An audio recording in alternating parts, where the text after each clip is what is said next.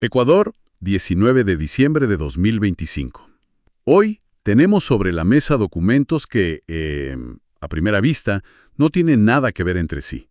Uno sobre neumáticos de camión, otro sobre cómo se cobran los impuestos en un pequeño municipio y, bueno, un tercero sobre la violencia de género. Pero juntos nos van a contar una historia fascinante sobre cómo un Estado intenta, pues, modernizarse y tomar control, desde sus fronteras hasta la puerta de la casa de sus ciudadanos. Exacto. Es un retrato de cómo funciona la maquinaria del gobierno en la práctica. Vamos a ver cómo se maneja la economía a gran escala, cómo se financia el día a día en una ciudad y cómo se intentan resolver algunos de los problemas sociales más profundos. Son, digamos, las tuercas y tornillos de la administración pública. De Comercio Exterior, el COMEX, ha estado bastante movido, y lo primero que salta a la vista es algo increíblemente específico. Neumáticos. Están creando nuevas categorías en las aduanas solo para llantas. Sí, y no es cualquier llanta. Están separándolas de camiones livianos, piensa en furgonetas de reparto, camionetas, de las de buses o camiones de carga pesada. Las que se usan para un trabajo más ligero ahora tienen su propia clasificación, buscando las marcas LT de Light Truck o C de Commercial. Pero, a ver, ¿por qué tanto detalle? ¿Realmente importa si una llanta es para una camioneta o para un camión un poco más grande? Parece una burocracia un poco exagerada. Es que en ese detalle está el poder de la política económica. Al crear una categoría tan específica, el gobierno puede, por ejemplo, bajarle los aranceles a las llantas de las furgonetas de reparto. Para impulsar el comercio electrónico, por ejemplo. Exacto, para impulsarlo, sin afectar el precio de las llantas para el transporte pesado de mercancías. Permite hacer cirugía de precisión con los impuestos, en lugar de usar un martillo. Es una forma de afinar la economía. Me entiendo. Es tener más control sobre las palancas económicas. Y hablando de control, hay otra resolución que me dejó pensando. Es sobre las semillas de tagua. La famosa tagua, el marfil vegetal. El COMEX ha creado una categoría de aduanas, una subpartida arancelaria, con un único y drástico objetivo: prohibir que se exporte una sola semilla, por 5 años. Aquí estamos viendo una declaración de principios. En la superficie es una medida de protección, pero si vamos más al fondo, es un acto de soberanía sobre un recurso genético único del país. Se amparan en la Constitución, en acuerdos internacionales para decir, este recurso natural es nuestro y las reglas del juego las ponemos nosotros. O sea que esto va mucho más allá de proteger un arbolito. Es casi como si el Estado estuviera poniendo una cerca digital alrededor de su biodiversidad. Exacto. Y no es solo una movida defensiva. Piénsalo, al prohibir la exportación de la semilla cruda, de la materia prima, están forzando a que toda la cadena de valor se quede en Ecuador. El pulido, el tallado, el diseño de los botones, las joyas, las artesanías, todo eso tiene que pasar dentro del país. No solo protegen un ecosistema, están blindando una microeconomía entera que depende de esa semilla. Claro. Evitan que otro país empiece a cultivar tagua y les haga la competencia con su propio recurso. Es una estrategia a largo plazo. Y esta lógica de control parece seguir en otra área. Los productos que necesitan registro sanitario, como medicinas o alimentos procesados. Se está cambiando la norma para importarlos. Sí, antes existía una especie de mercado gris. Un importador podía prestar o endosar su registro sanitario a otro. Ahora, eso se acabó. Solo la agencia de control, la ARSA, puede autorizar que un importador use un registro que no está a su nombre. Le quitan el poder a los privados y lo centralizan en la agencia estatal. ¿Y esto es para evitar fraudes o por qué el cambio tan drástico? Principalmente por seguridad y trazabilidad. Si hay un problema con un lote de un producto importado, la ARSA necesita saber exactamente quién fue el responsable de traerlo al país. Con el sistema anterior, esa línea se podía volver borrosa. Ahora, el Estado tiene un registro claro y directo de cada importación, lo que cierra vacíos legales y, en teoría, protege mejor al consumidor. Es otro ejemplo de cómo se ajustan las tuercas para tener un control más estricto sobre lo que entra al país. Vemos entonces al Estado poniendo reglas muy claras en sus fronteras, controlando desde llantas hasta semillas. Pero para que toda esa maquinaria de control funcione, se necesita dinero. Y eso nos lleva a una pregunta más local. ¿Cómo se financia el día a día de un municipio?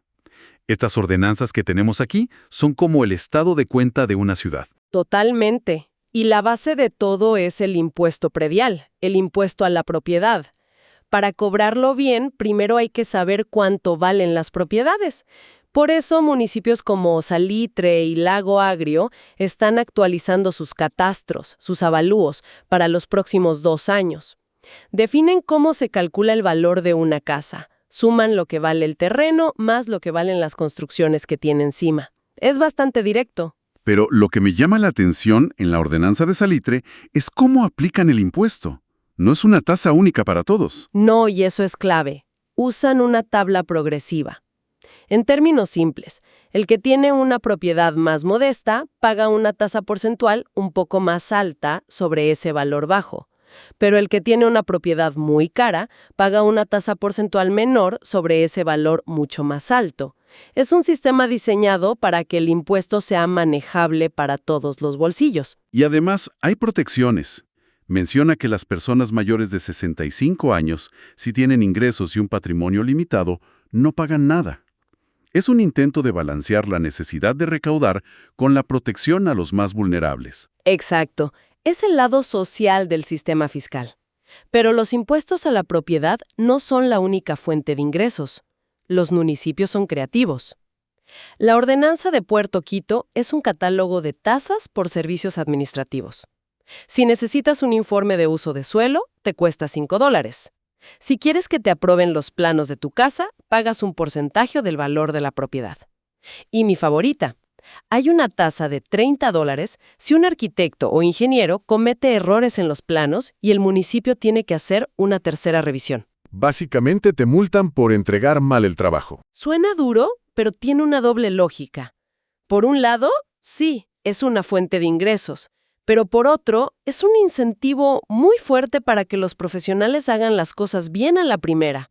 Le ahorra tiempo y recursos al municipio, que no tiene que tener a sus técnicos revisando los mismos planos una y otra vez. Entiendo la lógica de incentivar la calidad, pero una multa de $30 por un error también podría verse como una barrera para el ciudadano común que intenta navegar un sistema ya complejo. ¿No hay un riesgo de que se perciba como un simple afán recaudatorio? El riesgo siempre existe. El equilibrio es delicado, pero lo que revelan estas tasas es un esfuerzo por diversificar los ingresos y sobre todo por modernizarse. La propia ordenanza de Puerto Quito dice que su validez depende de que se implemente un nuevo sistema informático. Hablan de un geoportal ciudadano y una ventanilla única de recaudación. Ahí está la clave. No solo quieren cobrar, quieren hacerlo de forma digital y más eficiente. De hecho, la ordenanza de Salitre es súper específica. Ya no aceptan un simple plano en papel. Exigen que los arquitectos entreguen los archivos en formatos digitales muy concretos y georreferenciados. ¿Y qué significa eso en español? Significa que el plano digital debe llevar incrustadas las coordenadas exactas de GPS de la propiedad. El municipio está construyendo un mapa digital exacto de toda su jurisdicción. Es un salto tecnológico enorme. Un salto que, por un lado, promete una gestión mucho más ordenada y eficiente, pero que, por otro, nos obliga a pensar en la brecha digital, ¿no? ¿Están todos los profesionales y ciudadanos listos para operar en este nuevo lenguaje técnico que el Estado empieza a exigir? Es una excelente pregunta. Y nos lleva al siguiente punto. Ya vimos cómo el Estado controla sus fronteras y cómo financia sus operaciones locales de una forma cada vez más tecnológica. Pero, ¿para qué? ¿En qué se usa esa capacidad y ese dinero? Ahí es donde entramos a los grandes desafíos sociales. Y el ejemplo del Cantón Azogues es brutalmente claro. Tienen una nueva ordenanza para prevenir y erradicar la violencia de género. Y no nace de la nada. Se basa en datos locales que son para poner la piel de gallina. Son terribles. El documento dice que el 32% de las mujeres en el cantón ha sufrido violencia sexual. Y en la zona rural, la cifra sube a 4 de cada 10 mujeres. Pero lo que es casi peor es que solo el 4% de las víctimas se atreve a denunciar. El miedo y la desconfianza en el sistema son gigantes. Es una crisis de confianza total. Y por eso la ordenanza es tan importante. No es una reacción impulsiva.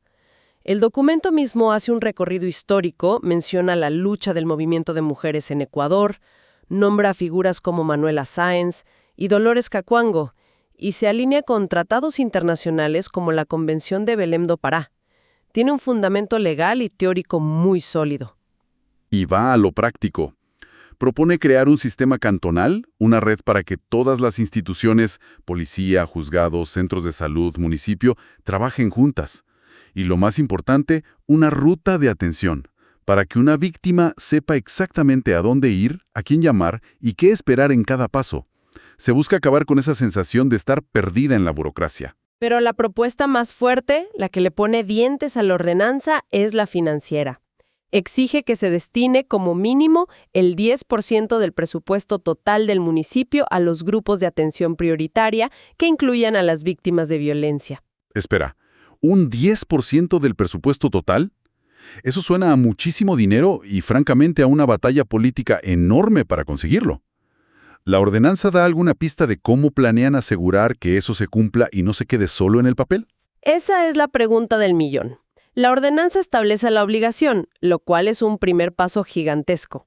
La implementación dependerá de la voluntad política y de la fiscalización ciudadana.